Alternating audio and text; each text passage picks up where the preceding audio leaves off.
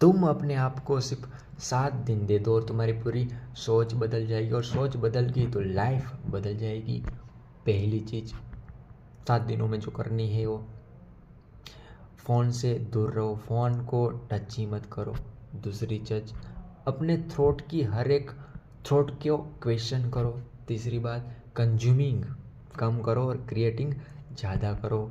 पांचवी चीज़ कि जो कंट्रोल में है उसको कंट्रोल करो, उस पर बेटर हो, और जो कंट्रोल में नहीं है उस चीज़ को एक्सेप्ट करना सीखो।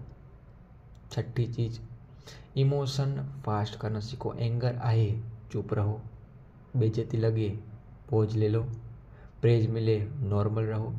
और सातवीं चीज़, लास्ट चीज़, इमोशन जब आए तब डिसीजन मत लो, और इमोशन को ट्रू के साथ देख के डिसीजन लो।